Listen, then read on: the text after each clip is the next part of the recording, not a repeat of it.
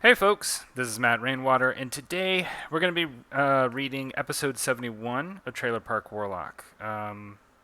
Before we begin, do I have anything I want to say? Yes, I do have something I want to say before we begin.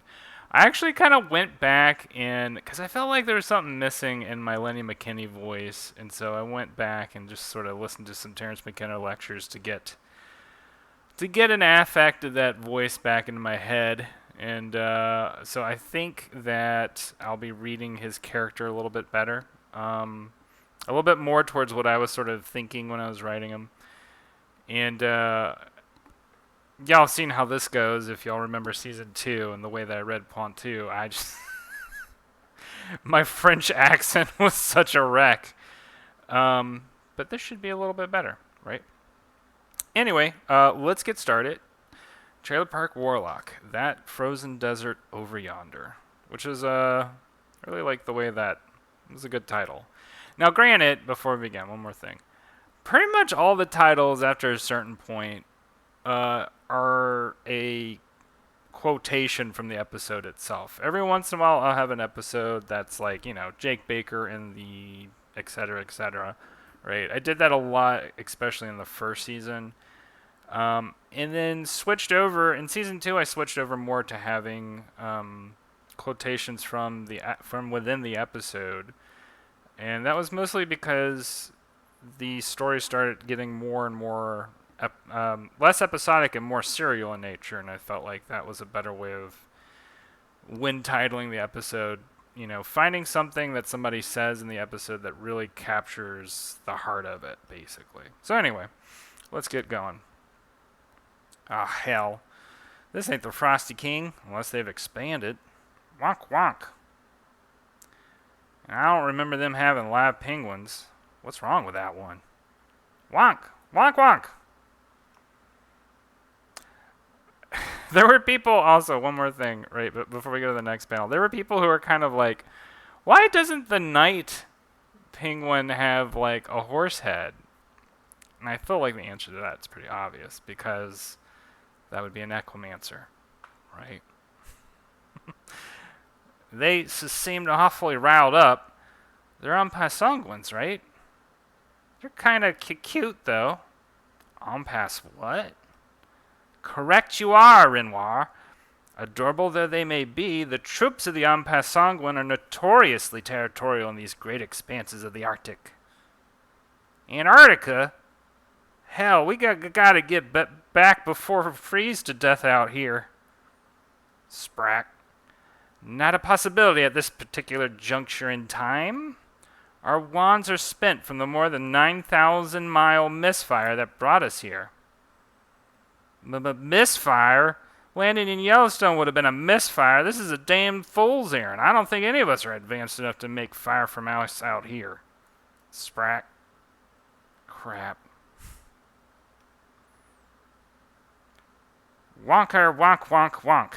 Wonk, wonk, wonk. Wonk, wonk, wonk? Wonk.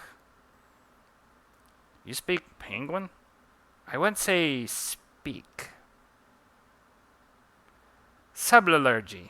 Communication without actual knowledge of language. I just need to sound like I know what I'm saying. Was that how you taught the class today? Well, yes. Wonk, wonk. Wonk? I believe we've successfully started the negotiation process, class. I dare say, checkmate even. I suspect we'll be en route to Warm Castle in no time. They have castles? Something like a castle, anyway. Made of snow, but still, they're warmer than this Antarctic climb, I imagine. Lenny, this is bugging me. But just how the hell did we end up out here? We didn't just go off course. This is off-road.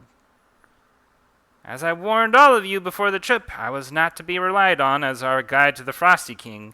Perhaps there was a mental slip-up on your part? There are multiple locations. I suppose one of you may have dredged up memories of the Frosty King in Pueblo? The Frosty King in Colorado Springs is the one with the kids' playground, right? No, that's the one in Pueblo. That's the one I was thinking of, too. Me, too. They do make the best cheesecake sundae surprise over in Pueblo. So who could blame you? You live, you learn. Wonk. Wonk, wonk. Wonk. Wonk, wonk. Wonk. I advise all of you to follow their directions now, class. They're attempting to guide us to their kingdom. Hey, man, easy. I can take a hint. Wonk. I'm going to call this guiding. Wonk. So they've made a huge trail. Good lord. These penguins built all this? I can barely believe my own neurons. Astonishing. No, Jake, these appear to be remnants of an ancient civilization. These could be the long-lost power spires of Hyperlantis. Bye for now, folks. Wonk, wonk. Oh, man, they're going to dry him up and smoke him for sure. What do we do now? Not much. So time passes and they're imprisoned in some kind of hyper chambers. Did you catch a glimpse of where they took Elder Lenny? No. Not like it would make any difference. Our goose is cooked. Why should I complain, though? At least it's warmer than that frozen desert over yonder. What's your name again, Buck? It's Renoir. Have a seat, Renoir, and just appreciate the moment with me. I'm okay, thanks. Well, at least appreciate our company, will you? Are they playing a board game? Looks like it.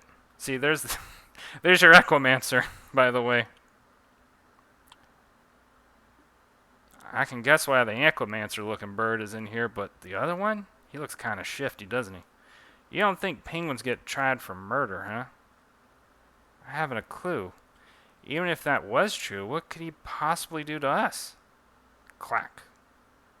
Right now, Renoir, damn near anything seems possible. You have a point, Jake. Wonk, wonk. Wonk. Hey, Renoir, are you seeing what I'm seeing? What are you seeing? I think that shifty one is possessed or something, man. I'm not seeing it. Wonk, wonk, wonk. Boom. Crash, boom, bam. Wonk, wonk, clang, wonk. Fret not, class. Remember that the Mancers Union only gives elder status to its finest working mages. I'm starting to wonder about that. With some retooled sublurgy and eschatonic storytelling, I've single-handedly managed to stage a cultural revolution overnight. The kingdom belongs to the pawns now. To be continued. That's honestly one of my favorite endings to an episode, just because it's so absurd. Like, the idea that Lenny just, like, staged a revolution within 12 whatever hours, right? Kind of going back over this episode and just kind of what thoughts come to mind in regards to the creation process of it, etc. One thing that really stands out to me is, for those of you who are unfamiliar, this is a very important character who's this is Aris, right? And there's some things I'm noticing that really change a lot from these first panels versus where we are now. And I've talked about this so many times, and I will continue to talk about this. But yeah, over time I've become a better artist, so you will notice some art changes, right, from season to season. And one thing I definitely notice is, like, Aris's weird thing on his head. I don't know what to call it. It's not really hair. It's a thing, right? This board game, I feel like I need to make rules for it. I haven't yet, but it's thematically very important to Trailer Park Warlock in the sense that it's in tune with, or it's in alignment with the philosophy that will sort of come up over time in this story, and especially in regards to the character of Aris. I guess the only thing that I've thought about so far in regards to like what the rule set of this game would be is something to the effect of, oh, like maybe more like Chinese checkers, where it is very checkers, but you're playing for, if I remember how to play Chinese checkers correctly, it's you're playing for domination of territory more so than like getting rid of pieces, basically. But that's literally all the rules that I had in my mind when I was making up this board. Yeah, maybe one day I'll actually write them out. If there are enough people who are like, well, maybe we want to play this game and for reals. Even so something I even noticed here was that the power spires actually are kind of like short and fat in these episodes, and they get taller over time.